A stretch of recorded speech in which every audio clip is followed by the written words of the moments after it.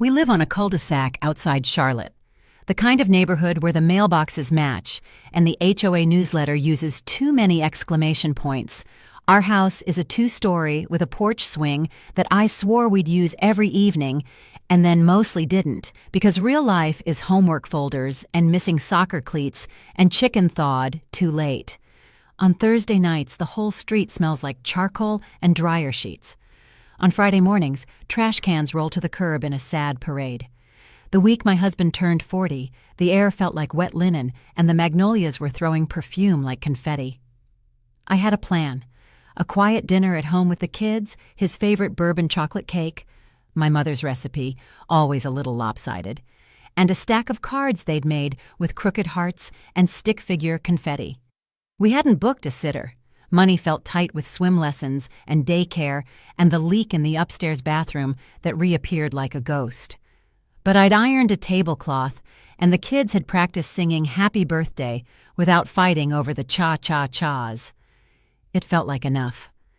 He came home from the train wearing the blue suit that makes his shoulders look broader. He works in finance uptown, an office with glass walls, a lanyard badge, numbers that glow on screens.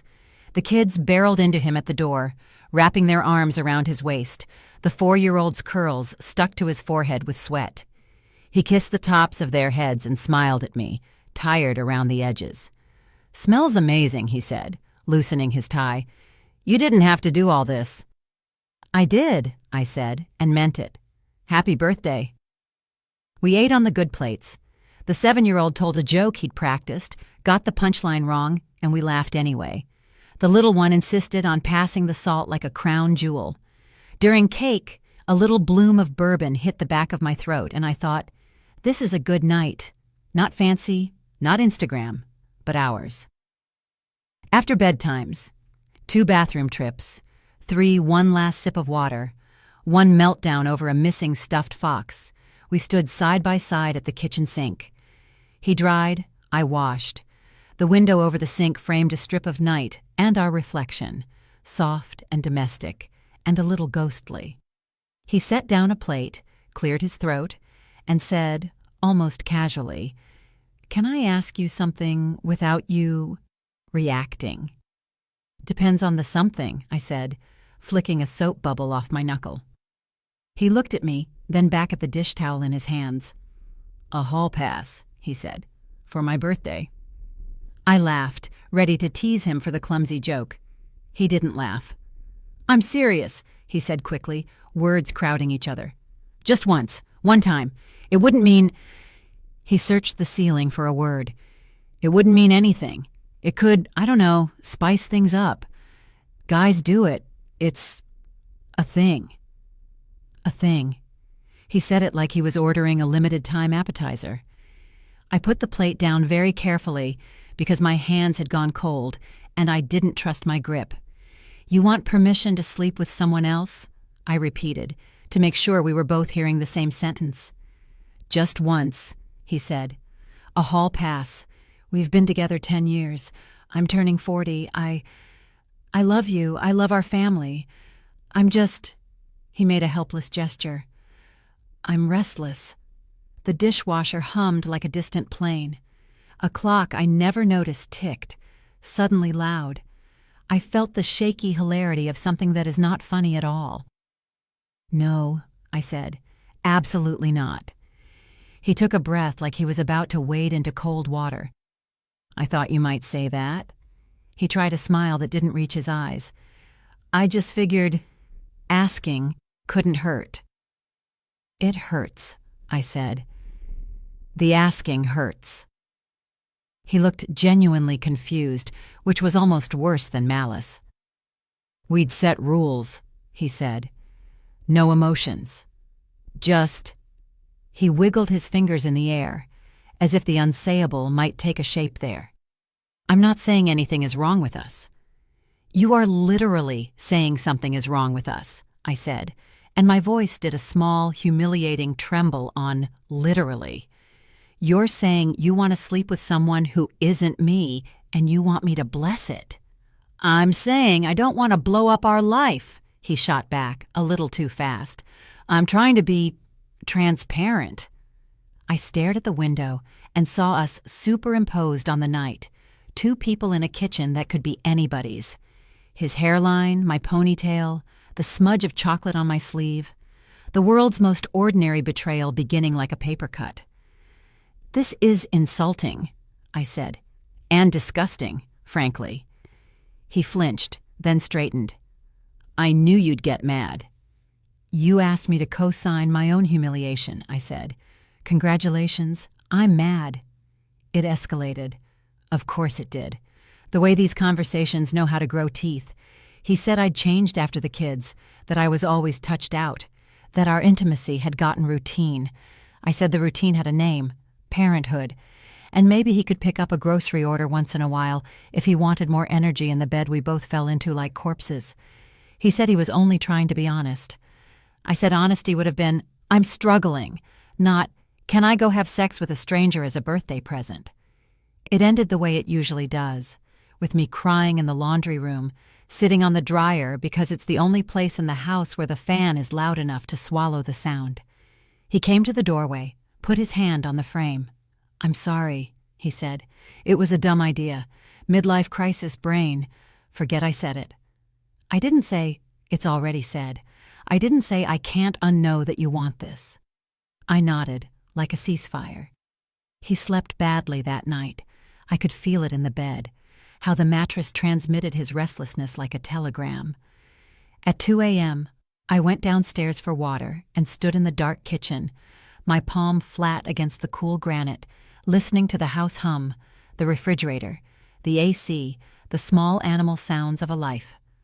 I tried to picture his imaginary one time. It refused to be imaginary. My mind queued up faces of women we both knew, mom friends from the bus stop, the barista who always drew leaves in my foam, my best friend Claire, who'd stopped by earlier with a cake and a joke about crossing into the old man club. I banished the thought so hard my jaw ached. He apologized again in the morning. He did the school drop-off, came back with iced coffee, kissed my temple. He said it had been a joke that landed wrong, that he'd felt panicky about the number 40, that he'd read some dumb article about keeping things exciting and let it burrow in his head. "I'm not that guy," he said, eyes on mine. "I swear." I wanted to believe him. Believing him was easier than replotting my life. So I said, "Okay," which is a sentence that can mean forgiveness or just exhaustion. For a few days, we moved around the sore spot the way you move around a bruise. He took the kids for bike rides. I cleaned out the hall closet in a purge I couldn't explain and made 3 trips to Goodwill. We returned library books on time. I baked muffins. The mundane kept rolling, and I let it carry me like a slow river. On his birthday proper, the kids and I taped a paper banner across the doorway, Happy 40 in bubble letters, the 0 colored in confetti dots. Claire stopped by at 6 with a bakery box and a candle shaped like a question mark. Claire has been my best friend since freshman orientation. 2 girls in 2 white sneakers, paired for an icebreaker because our last names sat us side by side. She knows my coffee order, the name of my 5th grade teacher, the dumb thing I said at our wedding rehearsal dinner that still makes me wince. We have seen each other sick and triumphant and bored and broke. She hugged me in my messy kitchen, whispered, "You doing okay?" in that private friend cadence. I squeezed her hand, let the squeeze mean 100 things, and said, "I will be." The evening was almost sweet. After cake, Claire rinsed plates while I sent the kids to brush their teeth. She teased him about Big 4-0. He rolled his eyes with the performative grumpiness of a man who still likes his own birthday. When she left, she kissed my cheek and said she'd text me tomorrow about the school fundraiser sign-up. I watched her taillights swim away in the dark and felt that familiar ballast of having a person who knows your kitchen drawers. We tucked the kids, and he stood in the doorway of their room, looking at their sleeping faces like he wished he could fold himself small and crawl into that easy innocence. He looked older than he had that morning. Maybe it was the candlelight, or how shadows are honest. "It was a good day," he said. "It was," I said, and let myself believe we'd moved past the stupid ask. 2 days later, on Monday, I was paying the cable bill during nap time. the house wrapped in that fragile silence you don't dare jostle, when I saw it. A pending credit card charge from the Uptown Marriott, the one with the glass elevators that make you lightheaded. 2 nights earlier. An amount that made my mouth go dry. I told myself it must be a mistake. A double charge from some work lunch, a hold for a canceled event, something boring. I checked the card login again, then his email, the way we both have done for years when the other is driving or wrestling a kid into pajamas. The search bar blinked at me. I typed Marriott. A confirmation populated, polite and damning. Reservation confirmed. 1 night, King. His name. His personal email, the check-in date, 2 days after his birthday. The email had been forwarded to another address. My stomach recognized the address before my eyes did. Claire. For a moment, my body forgot how to do body things. I had to remind myself to inhale. The cursor hovered over the little down arrow to expand the thread. When I clicked, the world narrowed to a thin, bright tunnel. You sure? Her, the night of his birthday, sent from her phone, no capitalization, a smiley I'd recognize anywhere. Room under my name. Same plan. Him. Okay, what time? Her. A tiny flurry of logistics, the kind of banal phrases you use to ferry yourself toward a catastrophe. I got up too fast, and the room tilted a little. The dishwasher was running. I'd loaded it an hour before. The hum became a roar. I stood at the sink with my hands on the counter and stared into the backyard as if the grass could tell me it wasn't true. A squirrel did something squirrely on the fence. Somewhere, a leaf blower bullied the air. I took my phone and sat on the floor next to the pantry, where the kids hide when we play sardines. I read the thread again, as if a second pass would reveal it as a prank, an AI deepfake, a hallucination from too little sleep. My phone screen dimmed in my shaking hand.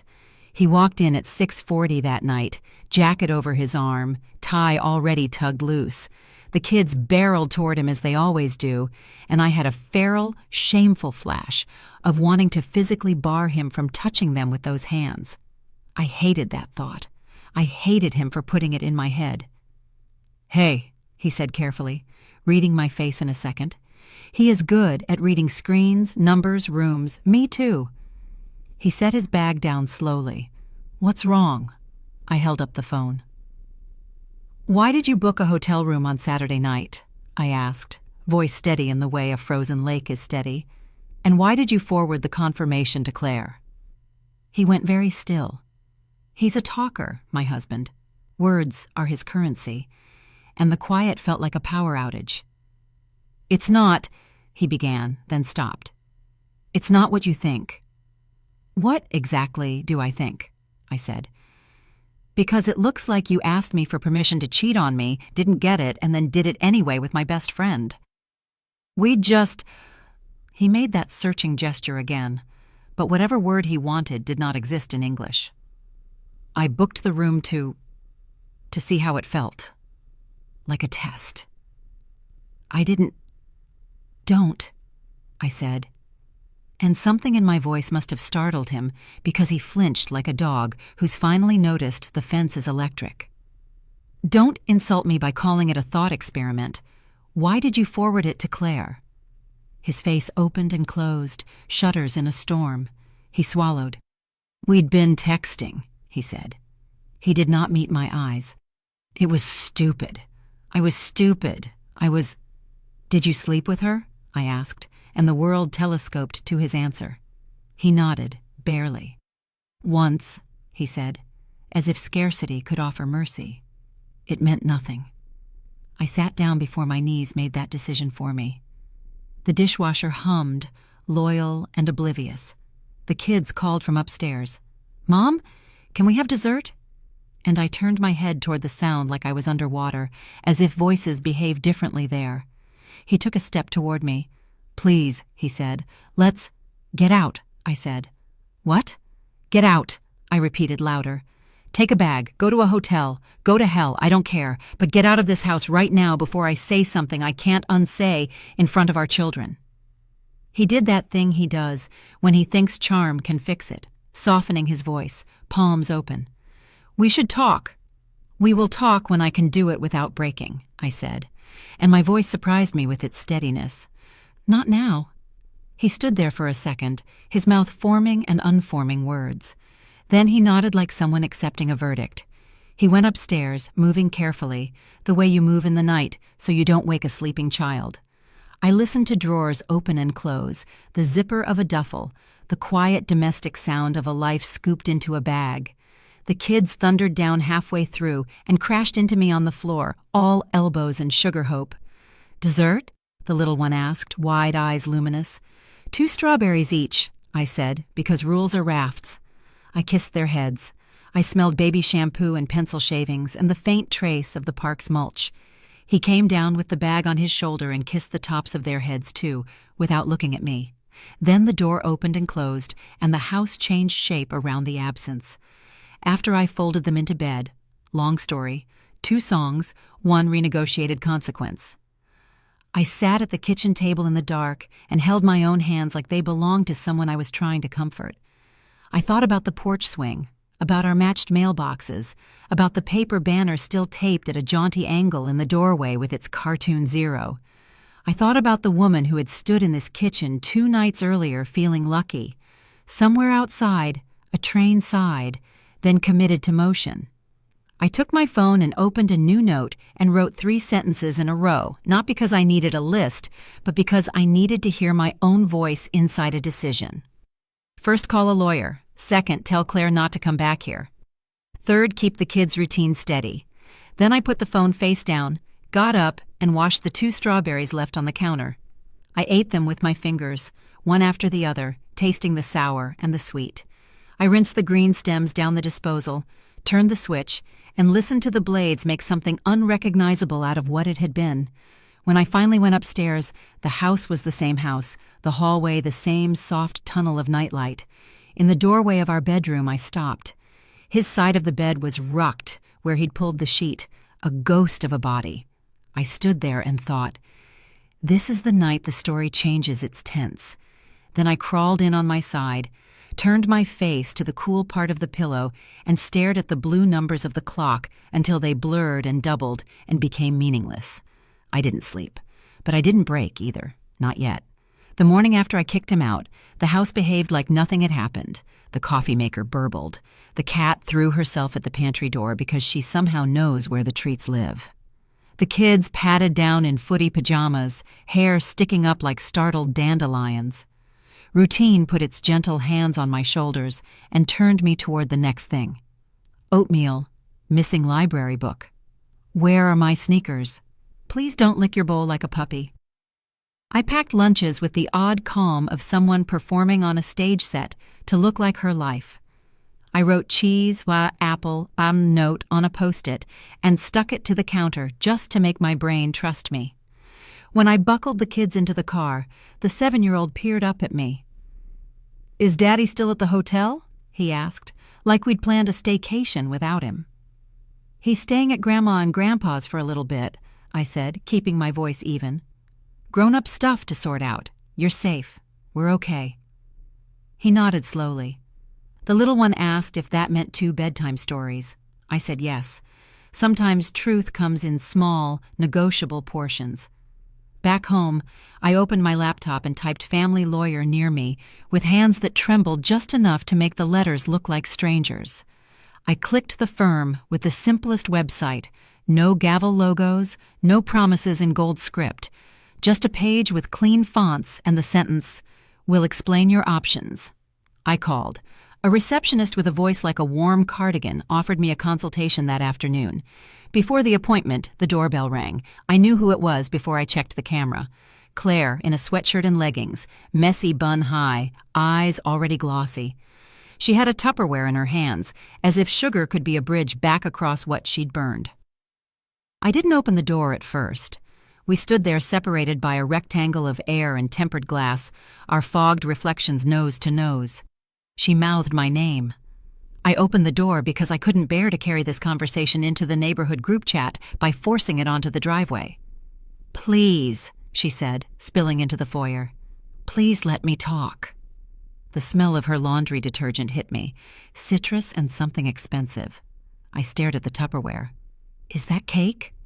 She let out a half sob that wanted to be a laugh. Brownies. I didn't know what else to bring. You could have brought me back my life, I said. It came out flat, a fact. We sat at the kitchen table where we'd paid bills and planned baby showers, and once made sangria that stained the wood a faint, permanent pink. She started talking fast, the way you do when you're frightened of the silence that comes after confession. She said he had been complaining to her about the kids, the routine, feeling invisible. She said she told him to talk to me. She said he'd asked her whether I might ever be open to loosening the rules. She said she had laughed it off until she didn't. He told me you were considering it, she said, eyes locked on her own hands. He said you'd said maybe. I swallowed something sharp. He lied to both of us then. I know. She nodded too fast, hair loosening pins. I mean, I don't know. I know I was an adult and I made a decision and I chose the worst possible thing and... Her breath hitched. I hate myself. I will hate myself for this for a long time. Good, I said, because Grace was not available in my body. She told me about logistics I didn't ask for, the texts, the feeling that she was walking to an execution and still going, the hotel room that looked like any hotel room she'd ever seen, how she almost turned around in the elevator and didn't. It was only that one time, she said, once, and I knew even then I'd burned down the good parts of my life. You didn't just burn yours, I said. I know. She folded into herself, and for a surreal second I remembered curling her hair in the church bathroom on my wedding day while she stood on tiptoe to see the mirror. I pushed the memory away like steam. What were you thinking? The question came raw.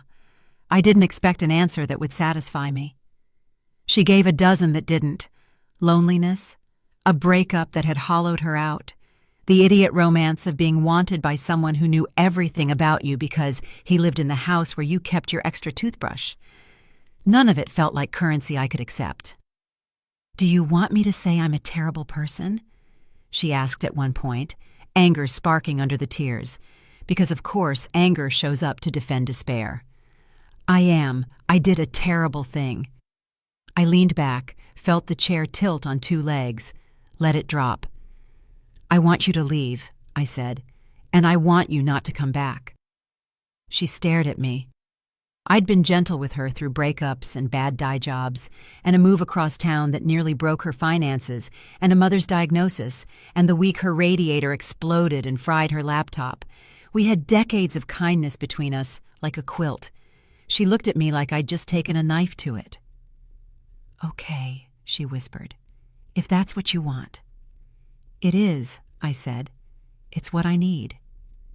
She set the Tupperware on the table and then, realizing the absurdity, tucked it back under her arm like a shield.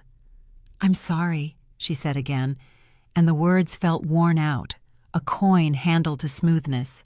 She walked to the door. On the threshold she turned. If you ever... She didn't finish the sentence. She didn't have a word for the world on the other side of this. Neither did I. When she was gone, the house exhaled. I pressed my hands to my eyes until stars bloomed. At 2, I drove to the law office. The sky had that washed-out Carolina blue that looks like it's been laundered too many times. The office was on the 3rd floor of a brick building shared with a CPA and a Pilates studio, beige carpet and framed watercolors of boats. The lawyer was a woman my age with neat hair and a calm voice. She asked for the story. I gave it to her in paragraphs, steady, unembellished, the way you hand a nurse your symptoms. She didn't wince or gasp. She made notes. You have options, she said. We can file for legal separation, begin discovery, request temporary orders for custody and support. You don't have to decide everything today.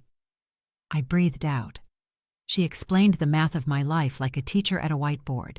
Income disparity, years of marriage, custody norms in our county, the reasonable likelihood of spousal support for a limited period, child support tables. The vocabulary of rupture laid out in bullet points. She didn't minimize my pain. She turned it into a plan. "Document everything," she said gently. "Save the emails and texts. Start a log of communication. Keep it factual. Don't engage in long emotional exchanges over text. Keep the focus on the children." I nodded, wrote document, log on the first page of a new notebook, underlined twice. When I got back to the car, my hands shook so badly I had to sit for a minute, fingers gripping the steering wheel, forehead on the soft leather. It wasn't grief, exactly. It was the aftershock of stepping onto a new road you didn't intend to take and realizing there is actual ground under your feet. That night, he texted to ask if he could FaceTime the kids. I said yes, of course. He called, and their faces bloomed on the screen, gapped tooth and yogurt mustache, and they told him about the spelling test and how the neighbor's dog had eaten a sock. He asked me, when they ran to get the sock for visual aid, if we could talk later. "Tomorrow," I said. "I met with a lawyer." He blinked twice, the only tell I've ever reliably read. "Okay," he said softly. "Okay." I slept in fits. Each time I woke, the house sounded different in the dark, like it had rearranged itself by inches. At dawn, I went for a run I didn't plan, sneakers laced by muscle memory, the cul-de-sac rolling into a sidewalk that took me past magnolias and recycling bins, and a kid learning to wobble his balance bike. The air was damp, warm enough to feel like a hand on my back. Running hurt in the good way. Lungs burning, legs finding a rhythm that lived somewhere separate from thought. I answered 2 client emails when I got back, washed a load of towels, put the little one's stuffed fox in the dryer because she'd cried when it fell in the toilet. The domestic and the legal braided through the day. I put a folder on the counter labeled "Divorce" in black marker and tucked receipts and copies of statements inside. I called my parents, then his. My mother cried quietly. My father promised to take the kids on Saturday so I could breathe. His mother did that thing where she tried to distribute blame like hors d'oeuvres. I said, "With respect, this isn't a shared plate," and ended the call. He came by that evening at 6:30 with a bag of the kids' favorite yogurt and 3 avocados, like an apology could have a texture. He stood in the foyer, not crossing into the living room, as if afraid to trip an alarm. "I'll stay in the car until they're ready," he said, eyes on the family portrait over my shoulder. Beach 2019, all tan lines and smiles. He hadn't looked at me properly since the hotel thread, as if direct eye contact might drag us into a pit. "You can help with bath," I said, because the reality was we still had children and they were slipping like seal pups on the tile nightly. He looked startled, then grateful, then ashamed of being grateful for a bar of soap and a plastic cup. We moved around each other awkwardly, careful the way you are after an earthquake when the shelves could still tip. He kept his voice gentle, hands slow. He didn't try to touch me. After pajama choices were negotiated and the little one decided socks were important under footed pajamas, fine, sock the pajamas. He read 2 books in that soothing lower register he has, the one that always made me imagine him as an audiobook narrator in some other life. I stood in the doorway watching his hands turn the pages and felt the grief creak like a door in my chest. When the kids were down, we went to the kitchen like it was neutral ground. He leaned against the counter, palms flat. "I'm sorry," he said, and I could hear that he meant it the way a man means sorry when all the branches the apology could have landed on are already charred. "I am so sorry." "I know," I said. "It's not a bandage." He nodded. "I've booked a therapist," he said. "Maybe that's too late or not the point, but I need to look at how I got here." "Good," I said. It was not my job to applaud. He asked what the lawyer said. I told him the outlines, temporary custody schedule, financial disclosures that I'd be filing. He closed his eyes for a second, like bracing for a wave. "I don't want to fight you," he said. "I want to do right by the kids." "Then do," I said. "Show up, on time, sober, present, and don't ever put me in a position where I have to choose between protecting them and being fair to you." He nodded. "Can I see them tomorrow after school? We can do the park." "Yes," I said. 5 to 7. He glanced at the clock. at the magnet board with the week's menu and soccer practice times. I'll text when I'm on my way. When he left, the porch light made his shadow long across the grass. I stood there with my hand on the doorframe, the wood warm from the day, and thought of all the times I'd watched him go to work, or to the gym, or to dinner with friends. Leaving is a simple gesture until it isn't. By the end of the week, we had a rhythm I wouldn't have chosen but could survive. He took them for ice cream on Tuesday, returned them sugared and smiling. I met with the lawyer again and signed papers I never imagined needing to sign. He moved into a one-bedroom near the Greenway. I labeled the kids' overnight backpacks "Dad's in marker" like a summer camp trunk.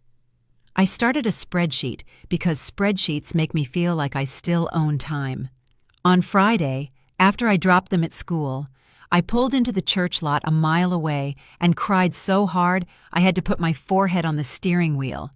Then I wiped my face, went home, and made a list for the grocery store because we were out of laundry detergent and bananas and the snack crackers that stave off mutiny in the witching hour. I texted the group chat of moms from the class, not the one with Claire in it, a different constellation, and told them I'd appreciate any extra carpools this month. Within an hour, 3 had replied with emojis and time slots, and 1 had quietly Venmo'd me $50 for pizza night. On Sunday, my parents cooked a pot roast and fed us until the kids got sleepy and heavy and easy. My mother brushed my hair on the couch the way she did when I was 11 and read Little Women until the print blurred. My father washed the dishes loudly, angrily, in the way of a man who wants to fix and can't. He dried his hands and put them on my shoulders. "You don't have to be brave every hour," he said. "Just the next one." That night, when the house was finally quiet, I sat at the kitchen table with the divorce folder open and the kids' art spread like a colorful tide. I wrote a new list, not of facts, but of vows. Small, mostly, like stones in a pocket. Sleep, drink water. Answer only the necessary texts. Don't stalk anyone's photos. Say yes when someone offers help. Say no when your body says no. Laugh at the cat. Buy the good coffee. I got up, made tea, and took it out to the porch swing I swore we'd use every evening. The wood was cool through my shorts. A moth threw itself at the light, then vanished, learned. Somewhere down the street, someone spun a grill brush across metal. Life has a way of continuing exactly the same and completely changed. I rocked, sipped, listened to the dark breathe. A train muttered far off. The swing creaked. My heart creaked too, loosening nails, making room. Inside, on the counter, my notebook lay open where I'd left it. On the top line I'd written, "Tomorrow, call the mediator." On the next, "Remember, this isn't the end of you." The pages rustled when the AC kicked on. I left them there on purpose, as if the whole house could read. The first month after filing was a blur of logistics and ache. Separation isn't one big event. It's 1,000 small, jagged ones. The bank account that used to say joint now said pending. The mailbox filled with envelopes in his name and mine, but not ours. Even the coffee mugs in the dishwasher felt like strangers in the same rack. Mediation happened in a conference room at a downtown law firm with bad art on the walls. There was a pitcher of water, a box of tissues no one wanted to touch first, and a round table big enough for distance. He sat across from me, tie a little crooked, eyes fixed on a spot over my left shoulder. The mediator, a patient woman with a legal pad, explained how we'd go one topic at a time: custody, finances, property. We were polite because the children's future sat invisibly between us like a fragile vase. We hammered out a schedule: alternating weekends, Wednesdays for dinner, phone calls every night before bed. We agreed on child support and on splitting medical costs. Each time he said yes or I agree, I could hear the exhaustion in his voice. I answered quietly, my own exhaustion mirrored back. When we left, we both looked like people who'd spent the day in an airport. Hollow, polite, traveling in opposite directions. Back at home, the kids adjusted in the way kids do. Fast, uneven, heartbreakingly matter-of-fact. They started calling his apartment Dad's house and ours home without me prompting. They drew 2 kitchens in their crayon family pictures. Sometimes the little one asked if I would ever get a dad house too, and I would smile and say, "We're good here for now." I built routines like scaffolding: morning run, school drop-off, work hours, snacks, bath, bedtime stories. On days without the kids, I'd write for clients in coffee shops until my laptop battery died, then walk the greenway just to see the water move. I started therapy on Thursdays, the hour carved out like a secret room. My therapist helped me untangle the snarl of guilt, anger, and the tiny threads of relief I was ashamed to name. "You don't have to be a saint to be a good mother," she said once. I wrote it on a Post-it and stuck it above my desk. There were setbacks. Nights when the kids came back cranky and sugar-spiked and I lost my patience. Mornings when I scrolled his new social media profile against my better judgment. A mediation session where we argued over a trivial holiday and I cried in the parking lot afterward. Healing, I learned, isn't a staircase but a spiral. Sometimes you circle back past the same view, but a little higher up. And there were small victories. The day I realized I'd gone an entire afternoon without thinking about them together in that hotel room. The morning my oldest laughed so hard at breakfast, milk came out his nose, and my first reaction was to laugh with him instead of noticing the empty chair. The email from a client doubling my retainer. The first night I sat on the porch swing after bedtime and felt not just tired, but peaceful. Grandma came up often, bringing her quiet steadiness. She'd fold laundry while I cooked, slip cash for something sweet into the kids' pockets, and tell me stories about surviving hard seasons. "You keep putting one foot down," she'd say, "and pretty soon you've crossed the street." By spring, the calendar on the fridge was a patchwork of school events, his pickup times, my deadlines, and one new thing: a weekend trip to Asheville, just for me and the kids. We hiked a trail to a waterfall, ate pancakes bigger than our plates, and built a blanket fort in the hotel room. When they fell asleep under the fort, faces soft and open, I sat on the edge of the bed and realized I wasn't waiting for my old life to come back anymore. I was living a new one. Driving home the next day, the mountains slipping into the rear view, the little one asked if this meant we were all better now. I said, "We're getting better. That's different." He nodded solemnly, then asked if we could have pancakes for dinner. When we pulled into our driveway, the porch swing creaked in the breeze. I unlocked the door, carried in the overnight bag, and felt the house exhale around us. It wasn't whole yet. Neither were we, but it was ours. By the summer after the separation, the ache had dulled enough for me to hear myself think. The kids and I had a rhythm now. School, work, handoffs with their dad, small rituals that stitched our days together. At night, after they were asleep, I'd sit at the kitchen table with my laptop and the hum of the refrigerator and work. Not because I had to fill every hour, but because work was the one part of my life that still felt like it grew when I fed it. Clients kept coming. Word of mouth and a few articles I'd written about freelancing brought new contracts. A parenting site, a small tech company, a nonprofit. The invoices grew larger, the gaps between them smaller.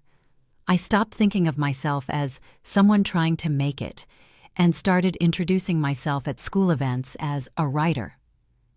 The first time I did it, I waited for someone to look surprised. No one did.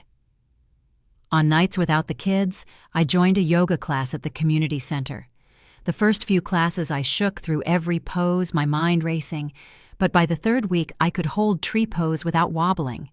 Standing there, arms lifted, staring at a point on the wall, I felt a tiny flicker of balance return, not just in my body, but in my life. I made a list of small things I wanted to do, but had always postponed. Repaint the living room, plant tomatoes, take the kids camping, go hear live music again. One by one I ticked them off. The walls went a soft gray. The tomato plants took over a corner of the yard. The kids slept under the stars at a state park, sticky with marshmallow.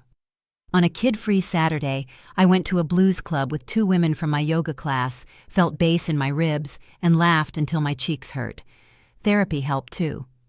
Each week, my therapist and I unpacked another box, my reflex to apologize for everything, the shame that flared when people offered help, the habit of putting myself last. "You're not just surviving anymore," she said one Wednesday. "You're building." I wrote the word in my notebook, building. Even the co-parenting began to settle. He showed up for his days, mostly on time. The kids started telling stories about Dad's house without tension. Sometimes he and I exchanged only a few factual words at pickups. Sometimes he managed a quiet thank you when I sent extra clothes or school papers. It wasn't forgiveness, but it was functional. By autumn, when the leaves along the greenway flamed red and gold, I realized I'd gone whole days without replaying the night of the hotel. Instead, I was planning a weekend trip to the coast, a bigger contract with a magazine, an emergency fund that finally had 3 months of expenses. I bought a second-hand bike and rode with the kids on Sunday afternoons. We discovered a bakery that did kids' bake classes, and every Thursday they came home with flour on their noses and loaves they were absurdly proud of. One evening, sitting on the porch swing while they played in the yard, I opened my laptop and filled out an application for a writing fellowship in New York I'd once thought was for real writers. I attached clips, hit send, and sat there with the glow of the screen on my knees, feeling not like an imposter, but like someone taking a step. The house was still the same small house. The porch swing still creaked, but the air around me felt different. Not empty, not waiting, but spacious. Space to write, space to heal, space to decide who I wanted to be next. The email came on a rainy Tuesday when I was cleaning peanut butter fingerprints off the fridge.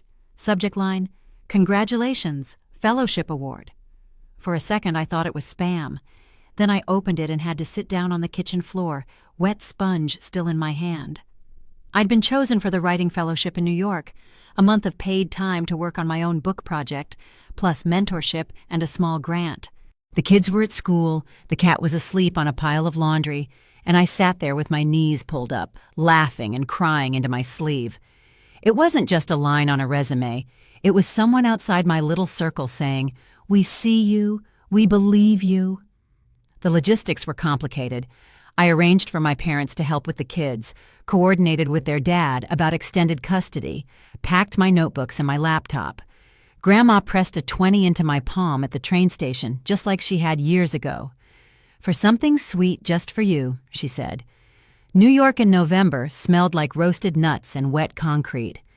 The fellowship gave me a desk in a loft space with huge windows and a radiator that hissed like a living thing. Around me were other writers, poets, journalists, novelists, each hunched over their own projects. The first morning I sat down, opened a blank document, and wrote, Chapter 1, How You Lose a Marriage and Find a Life. The words came slow but steady. By the end of the month, I had 50 pages. When I came home, the kids met me at the station holding a cardboard sign that said, "Welcome home, Mom," with glitter glue. My oldest whispered, "Did you write your book?" I said, "I started," and he grinned like that was enough. Work grew from there. The fellowship led to new clients, then to speaking gigs about freelancing and resilience. I started teaching an online class for other parents who wanted to build writing careers from home. My income surpassed what my husband and I had earned together. For the first time in years, I didn't just pay bills, I saved. Even my co-parenting relationship began to shift. He was still at his apartment, still working his finance job, but the sharpness between us dulled. We communicated mostly by text about pickups and homework, but once at a school concert he leaned over and said quietly, "You're doing a good job with them." I nodded. It wasn't an apology, but it was a thread of civility, and I took it. One Friday night, after the kids were asleep, I sat on the porch swing with a cup of tea and read through the fellowship pages. The manuscript wasn't finished, but it was real. I could see a shape forming. Not a revenge story, but a survival one. My survival. Our survival. I thought about the woman who had once sat on this same swing, numb from betrayal, making lists of bills and bedtime schedules. She had no idea she would be here, calmer, stronger, building a life from her own words. I wanted to go back and tell her, "Hold on, it gets better. You get better." A breeze lifted the pages, ruffling them like feathers. I held them down with my palm and breathed in the cool night air. For the first time, the future didn't feel like something to fear or endure. It felt like something I was already walking toward, step by deliberate step. By the time the book manuscript was finished, 2 full years had passed since the night in the kitchen when he'd asked for a hall pass. In the beginning, I used to measure time by before and after. Now the event sat somewhere behind me, like a landmark you can see in the distance, but no longer need to navigate by. The kids were taller, legs like saplings, voices changing. They still called our place home without thinking, still climbed into my bed on Saturday mornings with cold toes and crumbly toast. They had their rhythm with their dad, too. Wednesdays for dinner, every other weekend at his apartment near the Greenway. They stopped asking when we'd be a family again and started telling me about science projects and inside jokes from his house. That was its own kind of healing. My work had become my calling. The fellowship led to a book deal. The book led to speaking invitations at conferences and community centers. I stood at podiums and told rooms full of strangers, "You are not the villain in someone else's story," and watched their faces change as if a window had opened. Sometimes I'd see a woman in the 3rd row with a hand pressed to her mouth, and I'd think, "I know you. I was you." At home, the porch swing had become our ritual. We'd sit out there after dinner, the kids doing homework at the table, me with a cup of mint tea. Sometimes Grandma visited, still steady as a rock, still bringing chili and hummingbirds for the calendar. She'd pat my knee and say, "Seatbelt, out of habit," and we'd both laugh. The phrase had become our shorthand for safety, for "You're buckled in, you're okay." He and I eventually sat down in a quiet coffee shop and signed the final papers.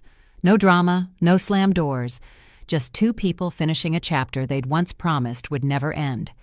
He apologized again, this time without excuses. I listened, not because I needed to hear it, but because it was his work to do. We talked about the kids, about schedules, about how to handle holidays. We didn't talk about the past. It wasn't a reconciliation, but it was an end. The day the divorce decree arrived in the mail, I made pancakes for dinner, like the kids had asked for on that trip to Asheville. We ate at the table with the lopsided cake stand and the crayons still scattered from homework. Afterward, I sat on the porch swing with my laptop and opened a new document. The cursor blinked. Patient. I typed, "This is not a story about loss. This is a story about building." I looked around my little house. The gray walls I'd painted myself, the tomato plants sprawling in the yard, the stack of manuscripts on the counter. The life I had now wasn't the one I'd planned, but it was mine, built brick by brick out of choices, hard days, and small joys. The kids came out with their ice cream bowls, climbed up beside me. "Are you done with your book?" my youngest asked. "I'm done with the first one," I said. "Maybe I'll write another." "What will it be about?" my oldest asked. I smiled. "About what happens after you think the story is over." They leaned against me, sticky and warm, and the swing creaked under our combined weight. The sky over the cul-de-sac turned a soft Carolina pink. For a moment, everything felt both ordinary and brand new. I took a deep breath and thought of the girl who once sat on this swing, making lists to survive. I wanted to tell her, "You're not just surviving anymore. You're living." And for the first time in years, I believed it. Did you like my story, and which city are you listening from? Let's meet in the comments. If you like the story, you can support me by sending a super thanks, so I can keep bringing more stories like this. Thank you so much for your sweet support. I'm looking forward to your comments on the story. On the screen, you can see 2 new life stories that I highly recommend. There's so much more on my channel. Don't forget to subscribe. See you in the next life story. With love and respect,